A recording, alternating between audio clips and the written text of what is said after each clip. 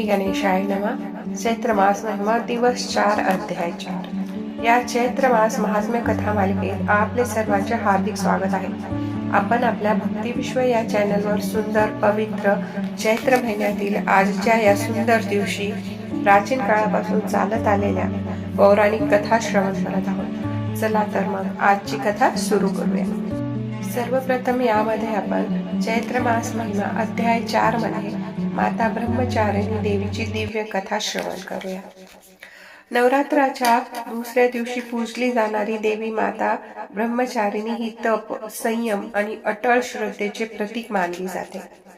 परंतु तुम्हाला माहिती आहे का, माता ब्रह्मचारिणीने भगवान शिवांना प्राप्त करण्यासाठी हजारो वर्ष कठोर तपश्चर्या केली होती। आज आपण ऐकूया त्या अद्भुत तपशक्तीची प्रेरणादायी कथा। चला तर मग देवी सतीचा पुनर्जन्म कसा आणि कोठे झाला हे पाहूया। पूर्वजन्मी माता ब्रह्मचारिणी याच सती देवी होत्या। देवी सतीने यज्ञकुंडात देहत्याग केल्यानंतर भगवान शिव अत्यंत दुःखी झाले आणि त्यांनी संपूर्ण जगापासून स्वतःला दूर केले। काही काळानंतर देवी सतीचा पुनर्जन्म पर्वतराज हिमालय यांच्या घरी झाला। पर्वतराज हिमालय आणि राणी मैनावती यांच्या घरी जन्मलेल्या त्या कन्येला नाव दिले पार्वती। लहानपणापासूनच पार्वती अत्यंत शांत, तेजस्वी आणि भक्तिमय स्वभावाची होती। आता पुढे नारद मुनीचे भविष्य काय होते ते पाहूया।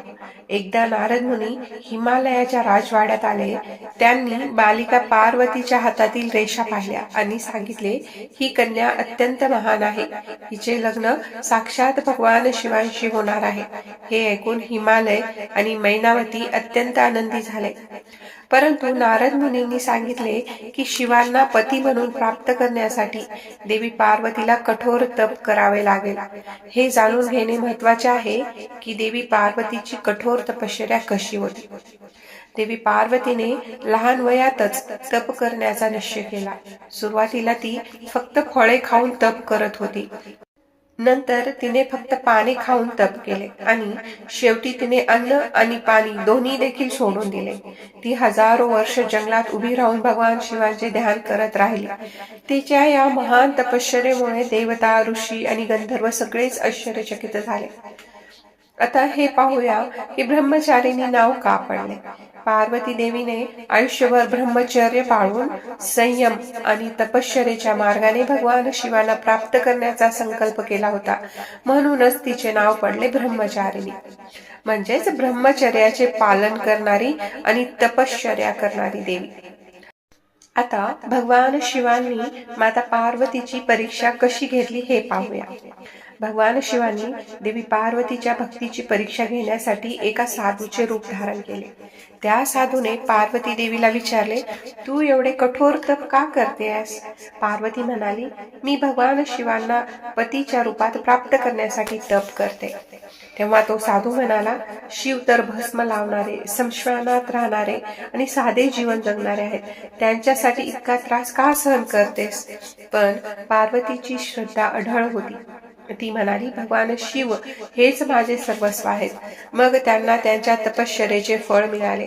पार्वतीची अढळ श्रद्धा पाहून भगवान शिव अत्यंत प्रसन्न झाले।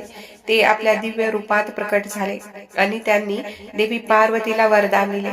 काही काळानंतर भगवान शिव आणि माता पार्वतीचा दिव्य विवाह झाला। हा विवाह देवता, ऋषी आणि संपूर्ण सृष्टीसाठी आनंदाचा उत्सव ठरला। आता आपण हे पाहूया की माता ब्रह्मचारिणीचे स्वरूप कसे आहे। माता ब्रह्मचारिणी अत्यंत शांत आणि तेजस्वी दिसतात। त्यांच्या उजव्या हातात जपमाळ आहे तर डाव्या हातात कमंडलू असतो। त्या तप, संयम, ज्ञान आणि भक्तीचे प्रतीक आहेत। आता शेवटी आपण हे पाहूया की ह्या कथेतून आपल्याला काय संदेश मिळतो। माता ब्रह्मचारिणीची कथा आपल्याला पुढील प्रमाणे संदेश देते। 1. जीवनात संयम आणि धैर्य अत्यंत आवश्यक आहे। 2. श्रद्धा आणि कठोर परिश्रमाने कोणतेही लक्ष्य साध्य करता येते। 3. खऱ्या भक्तीमध्ये अडचणीची पर्वा नसते। चला तर मग आता यानंतर शेवटी आपण एक छोटी प्रार्थना करूया आणि देवी ब्रह्मचारिणीचा मंत्र ऐकूया। हे माता ब्रह्मचारिणी, आम्हाला संयम, धैर्य आणि ज्ञान प्रदान करा. ओम देवी ब्रह्मचारिणे नमः. जर तुम्हाला ही दिव्य कथा आवडली असेल तर व्हिडिओला लाईक करा, शेअर करा आणि सबस्क्राईब ही जरूर करा. चला तर मग आपण उद्या भेटूया चैत्र नवरात्र विशेष कथा दिवस 5 अध्याय 5 मध्ये माता चंद्रघंटा देवीच्या महात्म्य कथेत, म्हणजेच या आपल्या कथा मालिकेच्या पुढील भागात. जय श्रीराम.